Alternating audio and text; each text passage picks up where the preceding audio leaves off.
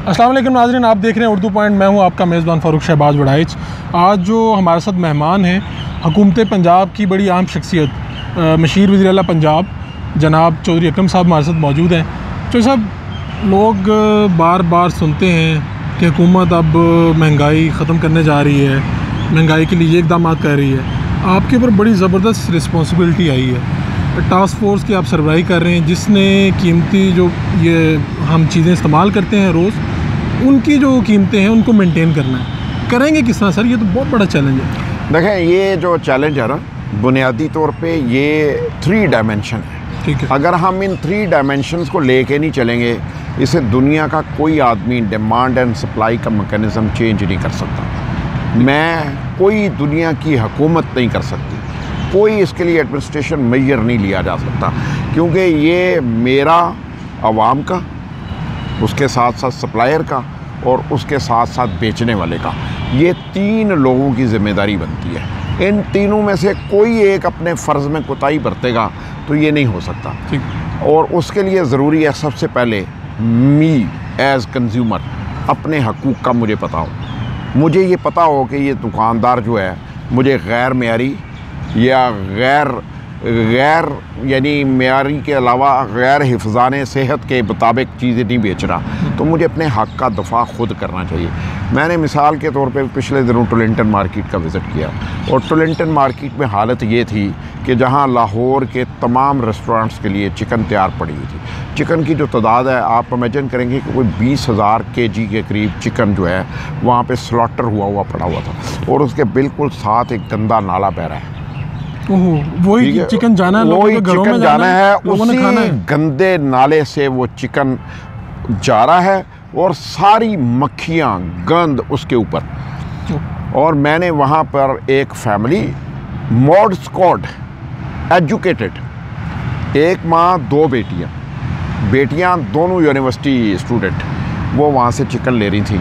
मैंने हिम्मत करके उनके पास गया, मैंने कहा आप ये चिकन घर लेके जा रही हैं, यानी इस एजुकेशन का सिर्फ आपने इतना ही बिगाड़ा है कि आप इसी गंद में से ये चिकन ले रही हैं। ये नहीं पता जो खाना है वो आप जहर देंगी।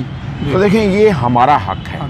अगर हम अपने हक को इस्तेमाल ना करें तो फिर हम जो वो नाजायज़ मुनाफा ले रहा है, हम उसका एहतसाब भी नहीं कर सकते। और अगर हम उसको अपना हक मांगने के लिए मजबूर कर देंगे तो वो पीछे से जो मिडल मैन का किरदार है उसको हमेशा के लिए ख़त्म कर देगा, और वो सस्ती जगह से चीज़ ला के सस्ती बेचने की कोशिश करेगा। ये तो है नेचुरल प्रोसेस। अदरवाइज़ अगर आप मुझे कहें, देखें, मैं किसी दुकानदार को 60 रुपये चीनी ख़रीद के 55 रुपये बेचने पर मजबूर नहीं कर सकता।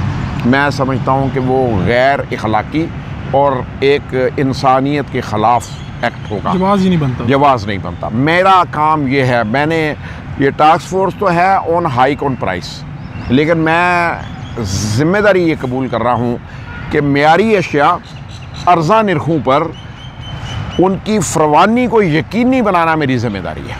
ठीक। ये मेरी ज़िम्मेदारी नहीं है कि मैं 60 रुपये किलो चीनी दुकानदार को मजबूर करूँ कि तुम 55 रुपये बेचोगे वरना तुम्हें जुर्माना कर देंगे। नहीं, ये मुमकिन नहीं है। आप ये समझते हैं कि जो चीज़ मेयारी और ख़ालिस होगी तो वो उसकी कीमत को मेंटेन करना और हमारे आवाम की सूरत हाल के मुताबिक मेंटेन करना मुश्किल नहीं हो जाता सम टाइम? मतलब लोग कहते हैं कि दूध की अगर एग्जांपल ले लें आप, तो लाहौर में रोज़ पकड़ा जाता है दूध जिसमें मिलावट हुई होती है। गोश्त की ले लें जिसमें पानी भरा जाता है। ये छोटी छोटी चीज़ें हैं। मैं गिनवाना शुरू करूँ तो मैं आपको इसका भी जवाब देना चाहूँगा जी। जब आप 100 रुपये किलो दूध बिक रहा हो और आपको पता हो कि वो खालिस है, आप 30 रुपये किलो जब दूध लेते हैं तो आपको पता है कि आप गलत चीज़ ले रहे हैं, तो आप क्यों लेते हैं? ठीक। जब हमने उन्हें ये लिबर्टी दे दी हुई है कि हमने ख़ुद अपने बच्चों को जहर खिलाना है, तो जहर को बेचने से कौन कैसे रोक सकेगा? अगर हम इतने ताकतवर होते तो दुनिया की सोसाइटी में कभी हेरोइन प्रमोट ना होती, कभी चर्च प्रमोट ना होती, कभी ये जो पोरम फिल्में होती हैं ना, ये प्रमोट ना होती। ये इसीलिए होती हैं कि हम अपने हकूक़ का दफ़ा नहीं करते हैं। अच्छा, मैं चौधरी साहब, ये सारी बातें तो आप अपने फ़राइज़ सर अंजाम दे रहे हैं, लेकिन एक उससे भी ज़्यादा इम्पॉर्टेंट रिस्पॉन्सिबिलिटी आपके पास है। वाहिद मशीर हैं आप वज़ीर आला पंजाब के, और वज़ीर आला पंजाब के बारे में तरह तरह की अफवाहें हैं कि वो काम नहीं सही तरह से कर पा रहे, उन्हें समझने में मुश्किल हो रही है, और फिर अभी ताज़ा क्राइसिस है, इमरान खान साहब ने उन्हें तलब कर लिया। आपके ख़्याल में सियासी अमूर क्या मशीर हैं, उनको किस तरह से आप एडवाइस करते हैं? और इस तरह के बुरानों में अभी तक उनका बाहर निकलना मुश्किल हुआ है, रोज़ अफवाह है कि वज़ीर आला जा रहे हैं, आप क्या समझ रहे हैं, क्या एडवाइस करते हैं? फ़ारूक भाई देखें, दो चीज़ें ना, मैं आपको सच बताऊं, और मेरे लिए बड़ा मुश्किल होता है ये कहना, क्योंकि मैं ख़ुद मीडिया को रिप्रेजेंट भी करता हूं और मेरे ज़ाती ताल्लुक़ दोस्तियाँ तमाम मीडिया के दोस्तों के साथ हैं। तो मैं ख़ुद भी कालम लिखता हूँ, इस हवाले से मैं उस कम्युनिटी का हिस्सा भी हूँ। लेकिन मुझे आप ये बताएं, उस्मान बुज़दार के मरसिए कौन लिखेगा? सब नोहे लिखेंगे। वो 51 अरब रुपए के इश्तहारात मीडिया सपोर्ट हुकूमत पंजाब या हुकूमत पाकिस्तान नहीं कर पा रही, तो उसके लिए आसान तरीन टारगेट कौन है? उस्मान बुज़दार। सिर्फ आप समझते हैं कि इश्तहारात ना मिलने की वजह से मीडिया उन्हें क्रिटिसाइज़ करता है? क्रिटिसाइज़ इसलिए करता है कि जब मीडिया के और उनके दरमियान एक गैप बढ़ गया, इस वजह से। वो सर किसने पूरा करना था वो गैप? हाँ, मीडिया के मशीरों ने। सियासी मशीर तो आप भी हैं, मीडिया से भी ताल्लुक़ है। अच्छा, आप आगे क्यों नहीं बढ़े? मैं तो जब उस्मान बुज़दार साहब चीफ़ मिनिस्टर बने, आपको याद होगा 17 अगस्त को उनके ख़िलाफ़ कैंपेन का आगाज़ हो गया था। वो वज़ीर आला तो 27 को बने, उनके ख़िलाफ़ कैंपेन 17 अगस्त को शुरू हुई। अगर आप थोड़ा सा माजी में चले जाएँ तो मैंने तो अपनी ज़िम्मेदारियाँ पूरी की, और उस दौरान के ही ताल्लुकात जो हैं उस्मान बुज़दार को आज भी मदद करते हैं। इसमें नाकामी हमारी नहीं है, मीडिया की भी है। मीडिया ने उस्मान बुज़दार को समझने की कोशिश ही नहीं की। ये दोनों तरफ की कोशिश होती है। उन्होंने भी समझाने की कोशिश नहीं की, मीडिया ने भी समझने की कोशिश नहीं। उन्होंने कोशिश की। उन्होंने कैसे की? उन्होंने देखें, वो हमारे मीडिया के हर टाइकून को ज़ाती तौर पे मिले। यही राब्ता ही इंसान का, communication is the best skill मेरे नज़दीक। और आप ज़ाती हैसियत से फ़र्क भाई, मैं अगर आपसे नाम गिनवाऊँ, मुजीबुर रहमान शामी, हारून रशीद, हामिद मीर, ये लोग मिलते रहे, ठीक है, जाके मिलने की बात नहीं है। इनसे ज़ाती व्यूज़ लें उनके बारे में।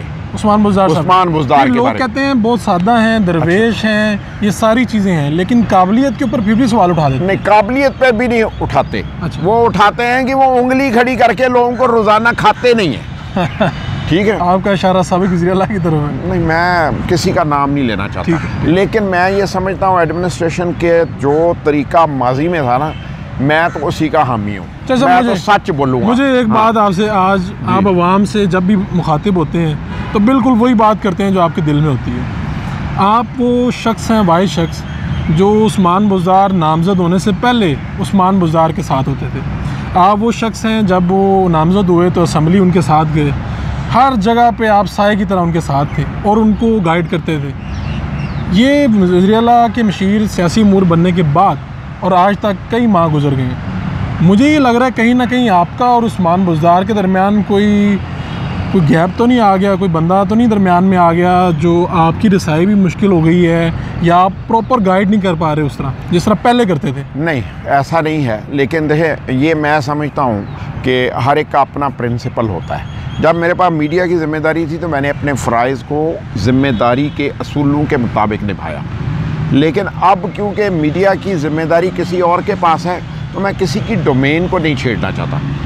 और मेरी और चीफ़ मिनिस्टर के दरमियान कोई गैप नहीं है। हमारी मुलाकातें भी होती हैं, हम एक दूसरे के साथ सुबह शाम कोई ना कोई मशावरत भी कर रहे होते हैं। और मैं आपको यकीन दिलाता हूँ कि उस्मान बुज़दार जो हैं सुबह से लेके रात के 11-12 बजे तक काम करते हैं। ठीक है। और सुबह से शाम तक वो एडमिनिस्ट्रेटिव जिम्मेदारियां पूरी कर रहे होते हैं। एक चीफ़ मिनिस्टर जो होता है ना, वो chief executive of the province होता है। उसे सुबह से लेकर शाम तक अपनी जो कैबिनेट है, अपनी जो एडमिनिस्ट्रेशन है, उसके साथ काम करना होता है। ये जो हमारे यहाँ साबका हुकूमत ने, या हमारे यहाँ ये बेसिकली, मैं इसे भी मीडिया को समझता हूँ कि मीडिया ने ये हाइप बना दी हुई है कि अगर एक शख्स बाहर निकलता है और वो 4, 6, 8, 10 लोगों की माँ बहन करके वापस आता है तो वो शाम तक वो हीरो बन जाता है। जबकि मैं समझता हूँ कि वो एडमिनिस्ट्रेटिव हुक्म जो आवाम की फ़लाह बहबूद के लिए हो, उस पर अमल दरामद को यकीनी बना के ज़्यादा बेहतर किरदार अदा किया जा सकता है। तो सर, ये आपकी बात बिल्कुल ठीक है। मुझे इसे वाइंड अप करना है। मुझे आखिरी बात करनी है कि वज़ीर आला पंजाब, रोज़ अफवाह उड़ी है कि वो चले जाएंगे, घर चले जाएंगे। बाहर के लोगों को तो आप मुकाबला कर लेंगे, लेकिन जो घर में दुश्मन बैठे हैं, जिनको सारी चीज़ें पता हैं और वो कैंपेन चलवा रहे हैं और वो अगली नज़र भी उनकी वज़ारत आला की कुर्सी पे है, आप बाखबर आदमी हैं, आपको पता है कौन कौन ग्रुपिंग कर रहा है, उनसे कैसे निपटेंगे? देखें, ये भी मीडिया वॉर है। उस्मान बुज़दार, मैं नाम भी इसलिए आपके सामने ले देता हूँ के ख़िलाफ़ जो 4-6 कैंडिडेट्स वज़ीर आला के समझे जाते हैं, वो उस दिन तक थे जिस दिन तक उस्मान बुज़दार साहब चीफ़ मिनिस्टर नहीं बने थे। इसलिए कि उस दिन तक हर एक का काम था, हक था कोशिश करने का। लेकिन जब वो हुमा नसीबू ने उस्मान बुज़दार के साथ रख दिया तो उस्मान बुज़दार को उन तमाम की मुकम्मल हमायत हासिल है। उनमें से ज़्यादातर इस जमात के सीनियर लीडर हैं, वो जमात के लिए भी काबिल एहतराम है। चेयरमैन पार्टी भी उनको रिस्पेक्ट देते हैं, चीफ़ मिनिस्टर पंजाब भी उनकी इज़्ज़त करते हैं। और मज़े की बात यह है, यानी इल्ज़ामात के अगेंस्ट में बात करने लगा हूँ, उनके डिपार्टमेंट उठा के देख लें, वो ही परफॉर्म कर रहे हैं। इसका मतलब ये है कि उनकी स्पिरिट जो है उनकी परफॉर्मेंस से नज़र आती है। इसका मतलब तो ये भी हो सकता है कि वो वज़ीर आला के लिए पोटेंशियल कैंडिडेट हैं अभी भी। देखें, ये पोटेंशियल कैंडिडेट हक है हर एक का, अभी भी हर एक का हक है, अभी भी अगले इलेक्शन के बाद भी हक है। अगर कभी कोई तब्दीली की तवक्को रखे तो उसे अपने आप को प्रूव करना चाहिए कि मैं एक अच्छा एडमिनिस्ट्रेटर था। वो तभी हो सकता है कि वो अच्छी परफॉर्मेंस दे, लेकिन उसका ये मतलब नहीं है कि वो साजिश कर रहा है। परफॉर्मेंस तो वज़ीर आला के हक में ही जाएगी, क्योंकि वो इसी की टीम का मेंबर है इस वक्त, और उसकी अच्छाई या बुराई उसी के हक में जाएगी। अब मैं अभी थोड़ी सी आपसे ना, इसलिए ताकि पब्लिक को भी समझ आ रहा है, ये जो कंपोजिशन है ना पीटीआई की, पंजाब हुकूमत की, ये ज़रा मुश्किल है, इसको समझने की ज़रूरत है। लोग इस तरह बयान नहीं करते, मैं करता हूँ। पीटीआई जो एक 96 को बनी 25 अप्रैल को, वो जमात और आज की पीटीआई में बड़ा फ़र्क है। उसने अपना ट्रांजिट का सफ़र शुरू किया और उसमें लोग मिलते रहे, काफ़िला बनता रहा, लेकिन 2011 के बाद कुछ लोगों की शमूलियत तेज़ी के साथ हुई, लेकिन 2016 में जब लोगों ने ये देख लिया कि नवाज़ शरीफ मुल्क के वज़ीर आज़म के तौर पे इस मुल्क के दफ़ा को, इस मुल्क की सिक्योरिटी को, इस मुल्क के अवाम को डिफेंड करने में नाकाम हो गए हैं और हमारा मुस्तकबिल महफूज नहीं है। और दूसरी बात, पीपल्स पार्टी पंजाब से जब ज़ीरो हो गई, आज पीपल्स पार्टी पंजाब में कहीं नज़र नहीं आती, तो ये वो वक्त बना कि इन दो जमातों से बहुत ज़्यादा तादाद में लोगों ने पीटीआई में शिरकत की। अब उसके बाद पीएमएलक्यू से भी जो माजी में लोग थे, पीएमएलक्यू में 2002 से 2008 तक, या 2008 के बाद भी 2010 या 11 तक, वो भी बहुत ज़्यादा लोग पीटीआई में शामिल हुए। ये अब 3 मुख्तलिफ नज़रियात के लोग एक जमात में हैं, तो हर एक के दरमियान अपनी अपनी सोच है, अपना अपना तरीक़ाकार है।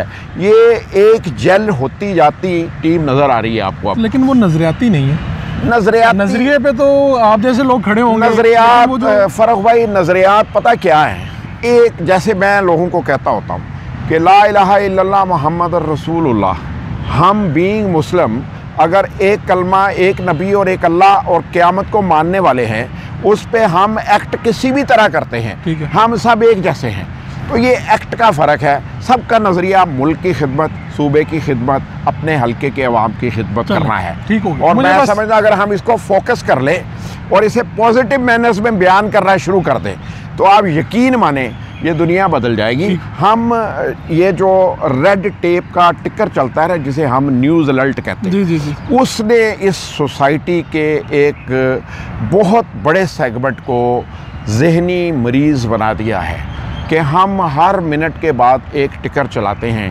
पूरी दुनिया में ऐसा नहीं होता, ठीक है, कि ये सड़क से गुज़रते गुज़रते एक छोटा सा वाक़या भी टिकर की सूरत चले।